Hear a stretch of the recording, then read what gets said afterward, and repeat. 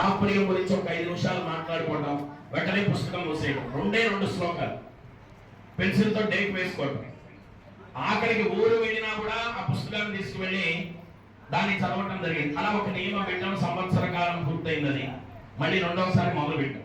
ఇలా ఉండగా మా చుట్టుపక్కల ఉన్నటువంటి పిల్లలు వీళ్ళందరూ కూడా మా సందులో ఆ చుట్టుపక్కల ఉండే పిల్లలు మేము కూడా నేర్చుకుంటామని వాళ్ళందరూ వాళ్ళుగా కానీ అసలు వీళ్ళకి కూడా ఎందుకు చెప్పకూడదు అనే ఒక ఆలోచన కలిగి వీళ్ళందరూ కూడా స్కూల్స్కి వెళ్ళేటువంటి పిల్లలే.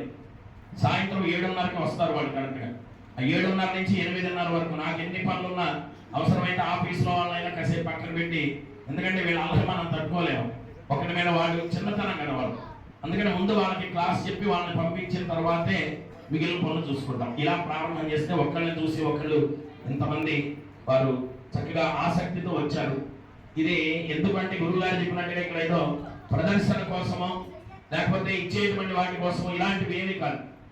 వాళ్ళలో స్ఫూర్తి నుంచి వాళ్ళు ఒక్కొక్క 10 మందిని తయారు చేస్తే ఏ పిల్లలు కూడా టెన్షన్ కానీ మానసికమైన ఒత్తిడికి కానీ మనం సమాజంలో చూస్తున్నాం. ఇలాంటి పరిస్థితులు లేకుండా భావి తరాల్ని మనం సిద్ధం చేయాలి అంటే దానికి సరి అయినటువంటి ఔషధం భగవద్గీత ఔషధం ఒక్కటే.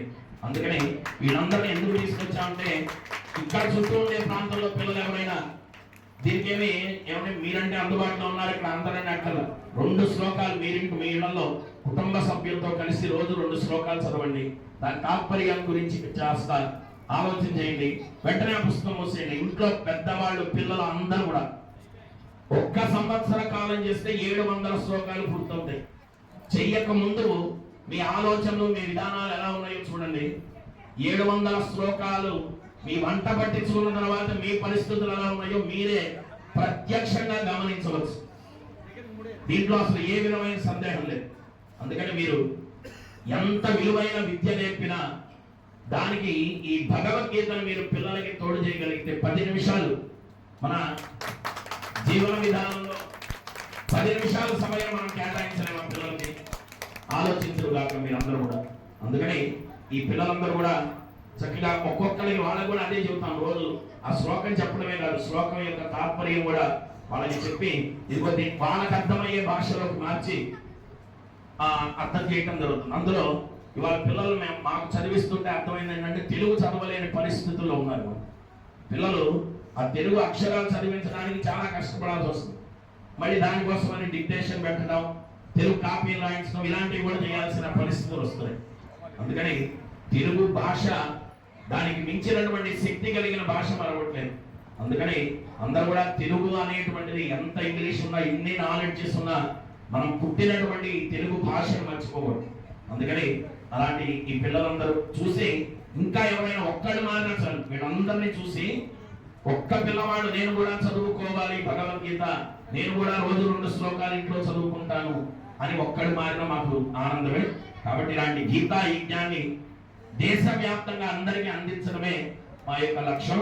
కాబట్టి మీ పిల్లలందరికీ కూడా ఇదే విధంగా భగవద్గీతను అందిస్తారు అని ఈ కార్యక్రమాన్ని పూర్తి చేస్తూ సెలవు తీసుకుంటున్నాం.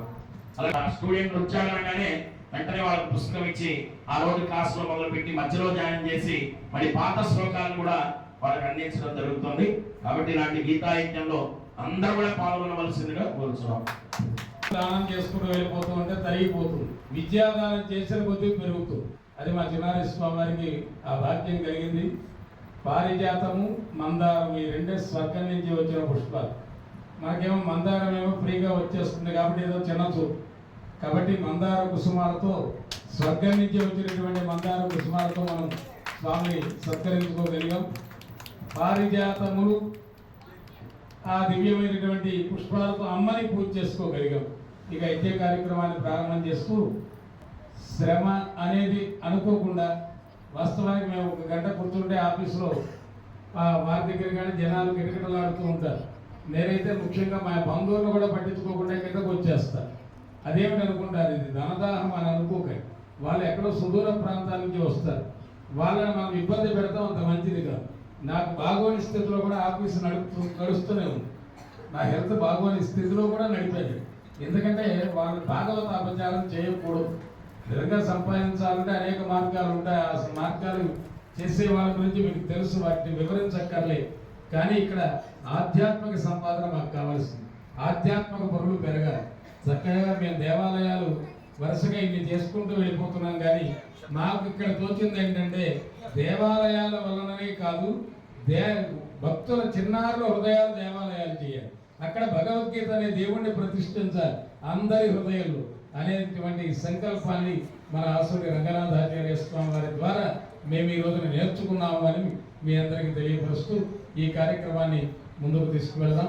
ఇక పంచాయతన మహాయజ్ఞంలోకి ప్రవేశిస్తూ ఉన్నాం.